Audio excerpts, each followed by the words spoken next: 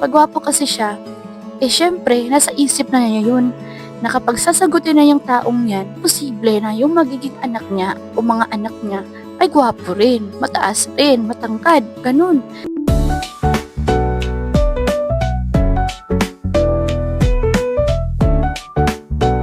Hello! Welcome back to my YouTube channel. Okay, sa mga hindi pala nakakilala sa akin, ako si Glisel Nazario at ngayong araw ay ating pag-uusapan yung isang comment natin mula kay Kuya Florendo Castroy.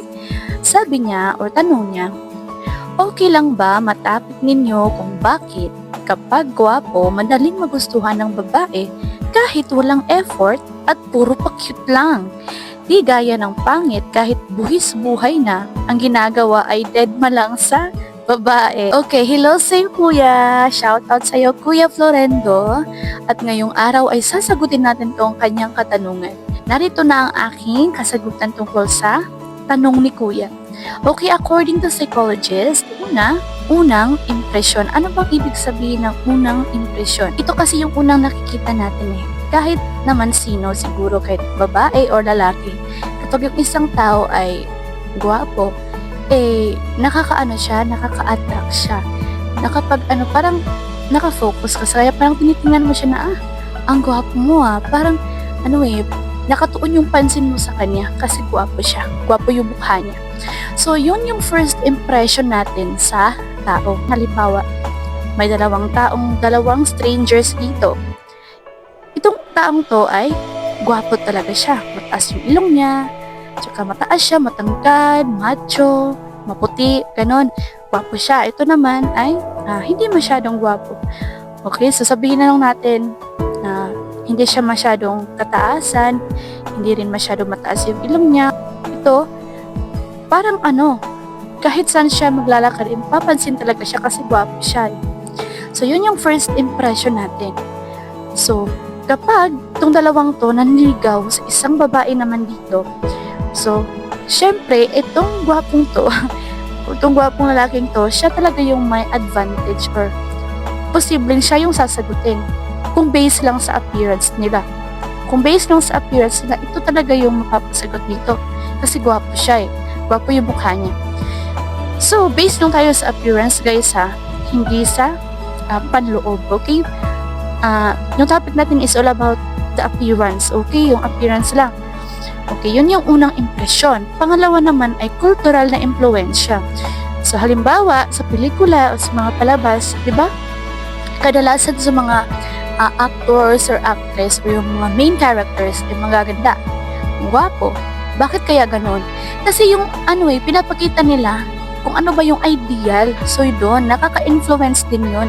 Di ba nakaka-influensya yung mga media na yan, yung mga pelikula na yan, yung mga palabas sa television, o kahit yung mga nasa advertisements, di ba magaganda sila?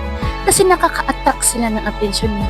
So yun, ginagamit nila yun, yung mga taong magaganda at gwapo para makaakit. Parang magugustuhan mo rin yung taong yun kasi gwapo siya So parang nakakaakit yung mukha niya. So ganun. So, pangatlo naman ay biological na kadahilanan. So, ano bang ibig sabihin ng biological na kadahilanan? So, halimbawa, yun na nga, gwapo yung isang tao. Okay, kapag sinagot mo yan, o kasi nasa isip kadalasan ng mga babae hindi lahat, pero kadalasan. Kapag gwapo kasi siya, syempre, nasa isip na niya yun, na kapag sasagutin na yung taong yan, baka o talagang posible na yung magiging anak niya o mga anak niya ay gwapo rin, mataas rin, matangkad, ganun. So, kaya mas advantage talaga yung mga gwapo. Sorry sa mga hindi masyadong gwapo dyan Parang lugi kayo ngayon. Pero hayaan nyo, sa susunod na video, gagawa rin ako ng kung paano nga ba makaporma yung mga hindi masyadong gwapo. Okay, so yun, mas advantage yung gwapo talaga sa part na yan, okay?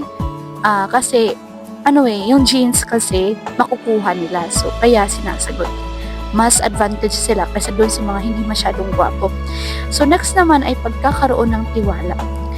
So, dahil yung mga taong gwapo ay marami silang nakukuha o nare-receive positive na mga direct praises, ganun, kasi gwapo sila. Sasabihin ng mga tao sa kanila, uy, ang gwapo mo naman, ang gwapo mo niya, ang puti mo, ang tangkad mo. Yung mga praises na yun, nakakatulong yun para maging confident sila at saka parang kita nila sa sarili na gwapo ko, maraming kakagusto sa akin, maraming maiibig o maakit sa akin, yung ganun. So, dahil doon, nagkakaroon sila ng tiwala sa sarili nila. At malaki yung chance nila na makalapit sila sa mga taong gusto nila o sa mga babaeng nagugustuhan nila. O rin sa mga taong o mga babaeng magaganda. Kasi feeling nila nakakapantay sila sa mga magaganda ring babae kasi alam nila na gwapo sila. So, at ang pagiging pala guys, kapag confident ka at may tiwala ka sa sarili mo, dagdag points kasi yun. Kasi alam mo na, confident siya. Nakakaakit kasi yung katangian na yan kapag, confident ka sa sarili mo. Parang alam mo na, ka sa iba ka sa ibang mga lalaki kasi ganyan ka nga. O diba? Pinagmamalaki mo yun. So, dito naman tayo sa panghuli. So, yun guys, pagiging madali sa pagkikipag-ugnayan. So, madali lang sa kanila yung mga gwapong tao, yung mga gwapong lalaki. Parang mas madali sa kanila na makipag-ugnayan o manligaw dun sa mga magagandang babae kasi hindi sila nahihiya kaysa dun naman sa mga hindi masyadong gwapo. Kasi alam nila na gwapo sila. So, talagang, nafe-feel din nila na, sasagutin ako yan kasi ganito ako. Wala na siyang dyan, hindi na siya maghihindi kasi ano pa bang hahanapin niya, ang gwapo ko na.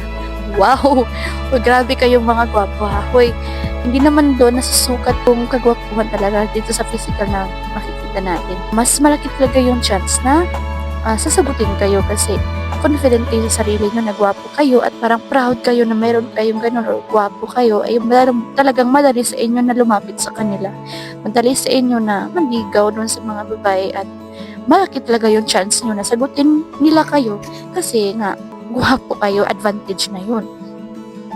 Pero tandaan natin na hindi nakikita sa physical na appearance yung kagwapuhan ng isang tao. So yun guys, yung mga posibleng dahilan kung bakit sinasagot ng mga babae or kadalasan sa mga babae yung mga gwapo kaysa dun sa mga hindi masyadong gwapo. Pero tandaan natin na hindi lamang yan makikita sa physical na appearance ang kagwapuhan ng isang lalaki. Depende pa rin yun sa atin kasi iba-iba yung ating mga preferences.